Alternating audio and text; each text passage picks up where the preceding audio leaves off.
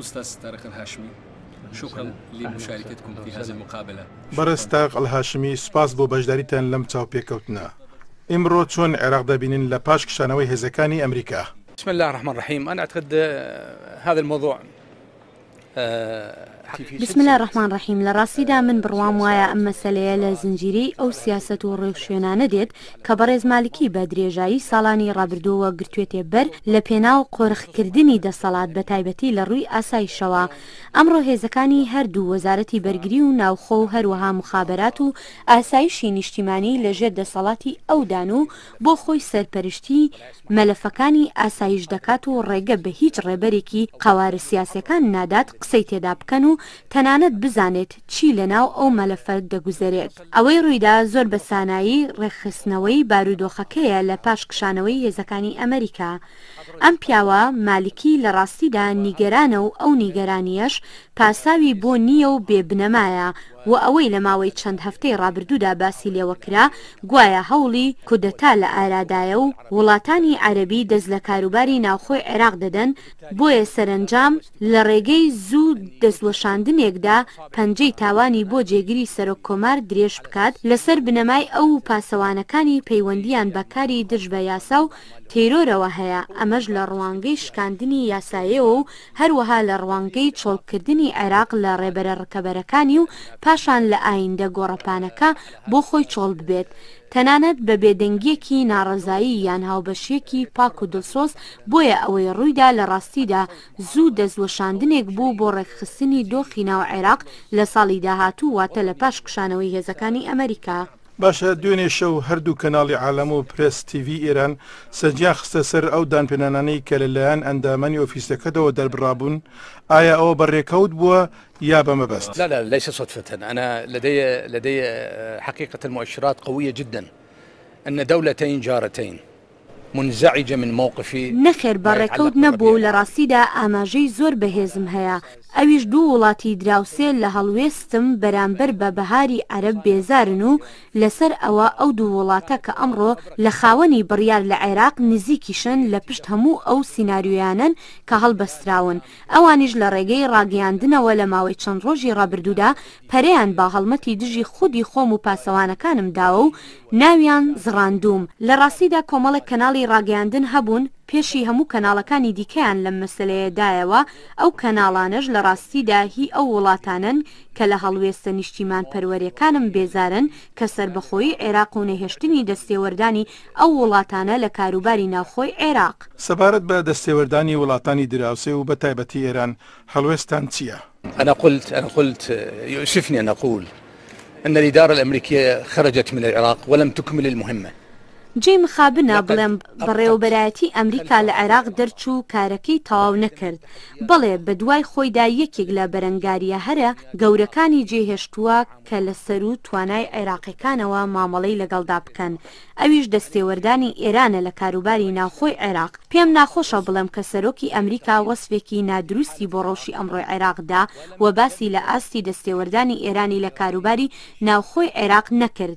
ئێمە زۆر نیگەرانین کە وڵاتە یەکگرتوەکانی ئەمریکا عێراق جێدەهێڵێت و لە پاش خۆی بەو ئاشکراییە لەسەر خاکی عێراق دەست دەخرێتە ناو کاروباری ناوخۆی وڵاتەکە لەلایەن ئێرانی دراوسێەوە. باشە ئێوە چاوەڕێی چیتان لە ئەمریکایەکان دەکرد؟ يعني أنا كنت أتمنى أن الإدارة الأمريكية في نهاية عام 2011 تنهي المهمة بشرف. من ئاواتە خواست بۆم بەڕێوەبەرایەتی ئەمریکا لە کۆتایی ساڵی 2011 بە سەربەرزیەوە کارەکە تەواو بکات و سەرۆکی ئەمریکا و بەڕێوەبەرایەتی ئەمریکا پاساویان بۆ گەلی ئەمریکا هەبوایە کە بۆچی لە عێراق 5,000 سەرباز کوژران و هەزارەهاش بریندار بوون و هەزاران ملیارد دۆلاریش خەرج کران. حکوومەتی ئەمریکا لەسەر شانی بوو شتێک پێشکەشی گەلی ئەمریکا بکات. ئەویش ئەو هەموو قوربانیە گیانی و ماڵیەی دران پاساوی هەبوو لە پێناو دروستکردنی نمونەیەکی دیموکراسی لە ڕۆژهەڵاتی ناوەڕاستدا. بەڵام بەداخەوە وڵاتە یەکگرتوەکانی ئەمریکا شکستێکی گەورەی هێنا و جگە لە پێشکەشکردنی نمونەیەکی خواروخێچ و پرۆسەیەکی دیموکراسی و سیاسی ئیفلیج و حکوومەتێکی گەندەڵ و بەرتیلخۆر و سیستەمێکی داد کە سربەخۆ نیە بەڵکو سیستەمێکی دادی کە بە سیاست کرا و سربەدەسەڵات دەسەڵات و تۆمارنامەیەکی قێزەوەن لە مافەکانی مرۆڤ و ڕێژەی هەژاری کە زیاتر لە 125 لەگەلی عێراق لە خوارەوەی هێڵی هەژارین. باشە ئەمە چ عێراقێکە بەڕێوەبەرایەتی ئەمریکا لە پاش خۆی جێهێشتووە کاتێک بڕیاری کشانەوە دەدات و سەرۆکی ئەمریکا ئۆباما موژدە بەگەلی ئەمریکا دەدات کەوا وڵاتە یەکگرتوەکانی ئەمریکا کارەکەی خۆی بە ئەنجام گەیاندووە و ئەو خۆشحاڵە بە گەڕانەوەی سەربازەکان کە ئەمڕۆ بە بۆنەی جەژنەکانی کریسمسەوە لە ئەمریکا ئاهەنگ دەگێڕن. ئێمە خۆشحاڵین کە لەشکری ئەمریکا لە عێراق کشایەوە و عێراق سەروەری بۆ گەڕایەوە، بەڵام ئایا باجدەری ئەمریکایی بە بەڕێوەبەرایەتی ئەمریکا ناڵێت و ناپرسێت بەشی پارەی من بۆ خزمەتگوزاری تەندروستی و خوێندن کە لە پێناو عێراق خەرجکرا ئایا ئێوە کارەکەتان بە ئەنجام گەیاند؟ وەڵامەکە دەڵێن بەڵێ، بەڵام من وەک عێراقیەک و بەپێی پۆستەکەم لە دەوڵەتی عێراق دەڵێم بەداخێکی گرانەوە بەڕێوەبەرایەتی ئەمریکا شکستی هێنا لە بە ئەنجام گەیاندنی کارەکەوە بە دوای خۆیدا بارودۆخێکی نائارامی جێهێشتووە کە هێشتا ئاینزایی سیاسی باڵی بەسەر وڵاتەکەدا کێشاوە. کێشەکانتان لەگەڵ حکوومەتی سەرۆکوەزیر نوری مالیکی چین؟ لدينا 3 مشاكل رئيسية. أولا الاستبداد. نحن الرجل ينحدر بالعراق تدريجيا. گرفتی سەرەکیمان لەگەڵ مالیکی هەیە. یەکەمیان زۆرداری، ئەو پیاوە وردە وردە عێراق بەرەو زۆرداری دەبات و دیموکراسی لە دوای خۆیەوە جێدەهێڵێت. ئەمڕۆ ئەو پیاوە دەستی گرتووە بەسەر پارە و هێزەکانی ئاسایش و ڕاگەیاندندا. ئەو پیاوە ڕێگە بە هیچ هاوبەشێکی ڕاستەقینە نادات بۆ دەرکردنی بڕیارەکان. ئەمە لەلایەکەوە. لەلایەکی دیکەوە زۆربەی ئەو گرێبەستانەی حکوومەت مۆری کردوون پرسیاری گەوریان لەسەر سەبارەت بۆ بەرتیلانەی بە فەرمانبەرانی دەوڵەت دەدرێن لەسەر ئاستە هەرە باڵاکان. دەستەی دەستپاکیش بە دوای فەرمانبەرە پۆستنزمەکاندا دەڕوات، بەڵام بە دوای گەورەکاندا ناکەوێت. مەسەلەی گرنگی سێەم خراپی بەڕێوەبردنە. دواکەوتووی زۆرمان لە بەڕێوەبردننی دەوڵەتی عێراق هەیە و ئەوەش بۆ تەمایی گرفت لە نێوان ناوەند و هەرێمی کوردستان و ئەمڕۆژ گرفت لە نێوان ناوەند و پارێزگاکاندا هەیە لەسەر دەسەڵاتەکانیان و ئەوەش پارێزگای سەلاحەدین و پارێزگای دیالەی ناچار کرد داوای هەرێم بکەن. تێبینیەکانمان لەسەر بەڕێوەبەرایەتی بەڕێزمالکی تاکڕەوی لە دەرکردنی بڕیارەکان، مەسەلەی گەندەڵی ئیداری و دارایی، ئەو ستەمەی مرۆڤی عێراقی بەدەستەوە دەناڵێنێت و ئەو پێشێلکاریانەی لە بەرامبەر مافەکانی مرۆڤ دەکرێن کە شەرمەزاری بۆ عێراق هێناوە لە ڕێگەی ئەو راپۆرتانەی HRW دەری کردوون و هەروەها ئەو راپۆرتانی کە لەلایەن ڕێکخراوە تایبەتەکانەوە لە نەتەوە یەکگرتوەکان دەرچوون. ئەمە جگە لە خراپی بەڕێوەبردن و ئەو بێسەروبەریەی لە تەواوی دۆخی عێراقدا هەیە. بۆیە حکوومەتی عێراق بە برپرسیار دەزانین و بە تایبەتی مالیکی هەموو ئەو ئاکامانی ئەمڕۆ لە عێراق ڕوودەدەن. هیچ بەرنامەیەکتان هەیە بۆ چارەسەرکردنی ئەم قەیرانە؟ يوم رئاسة الجمهورية أطلقت مبادرة سمتها مبادرة تصحيح وضع العراق لفترة ما بعد انسحاب سەرۆکایەتی کۆمار دەستپێشخەری کردووە و ناوی لێناوە دەستپێشخەری چارکردنەوەی بارودۆخی عێراق لە پاش کشانەوەی هێزەکانی ئەمریکا.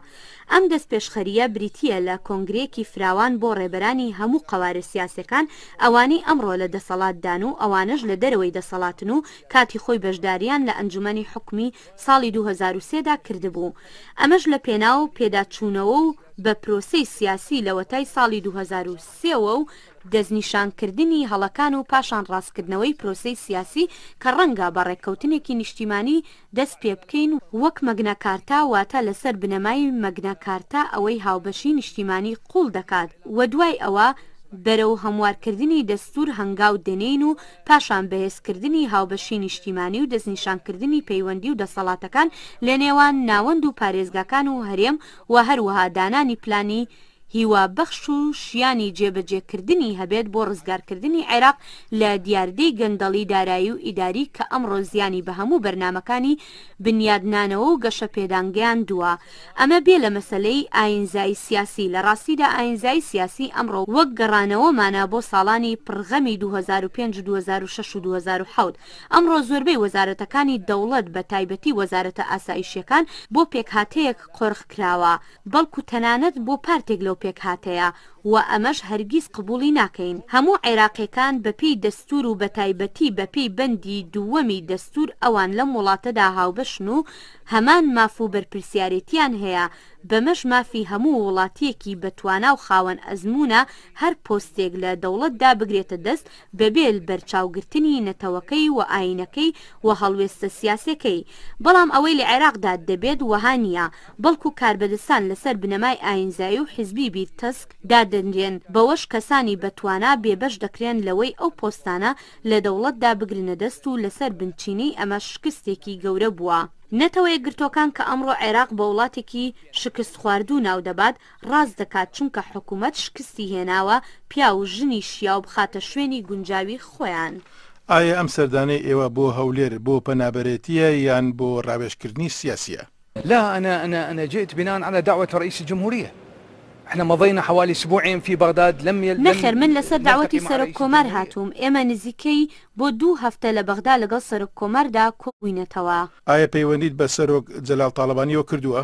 نعم أنا باتصال وياه مستمر وبإذن الله تعالى غدا وبعد غد سوف بەڵێ من بەردەوام پەیوەندیم لەگەڵیدا هەیە و بە ئیزنی خوا سبەی یان دوو سبەی بەرەو سلێمانی دەڕۆم و چاوم بە سەرۆک کۆمار دەکەوێت و ماوەیەک لەگەڵیدا دەمێنمەوە و من لێرە بۆ پەنابەری لێرە نیم، بەڵکو لەسەر داوایەکی فەرمی سەرۆک کۆمار بۆیە باشترە بێت بۆ هەولێر و سلێمانی تاوەکو بتوانیت ڕۆڵی خۆت وەک جێگری سەرۆک کۆمار ببینیت.